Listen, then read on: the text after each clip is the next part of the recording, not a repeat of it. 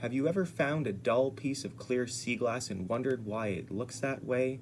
Well, today I'm going to share with you the story behind this amazing find right over here. It was the largest piece of sea glass that I'd ever found at the time. I'd never seen anything in my life that was just so perfectly rounded. There were a few things about this piece that really stood out right off the bat. The first thing was how heavy it was compared to the other glass that I'd found. And the second thing was how dull it was in contrast to all the other sea glass that I'd found up to that point. Fast forward to 2010, I'm down at the cruise ship pavilion. All the tourists from around the world definitely get a kick about seeing all my artifacts and all the neat little oddities that I find on the beach.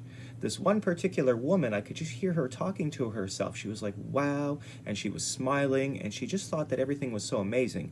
So I went over and started talking to her, and she explained to me that she was a gemologist from the Antique Roadshow out of Atlanta, Georgia, and the cruise ship to that point had been really boring until she started seeing all my neat little beach finds.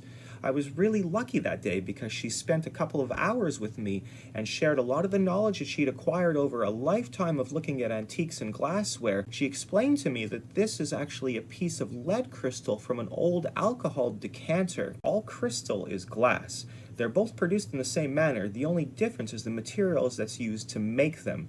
The main difference being is that crystal like this absolutely has a lead content in it. Now in the United States, anything with over 1% lead in it is considered crystal. In Europe, a piece has to have 24% lead content in it to be considered crystal. So a dark piece like this that almost looks like it's gray absolutely has to be one of these pieces that has over 24% lead in it. Typically, she told me that lead crystal in Europe has 24 to 33% lead in it. And she also explained to me that despite this lead content, this is actually softer than regular glass. Adding the lead makes it easier to cut and shape, makes it more malleable, if you will. This probably also explains why people reserve their fine crystal for special occasions, because it's a lot softer and more susceptible to break. She told me to hold this piece of crystal up to the sunlight and look through this little chip right on the side, and when I did, I could see reds and greens and blues and yellows. The whole spectrum of light was just shimmering through this piece of crystal, and that was another way that I learned how to discern between what is glass and what is crystal. Thanks for watching, everybody. I hope you found this video insightful and it helps you identify crystal that you might already have in your collection or out on the shorelines.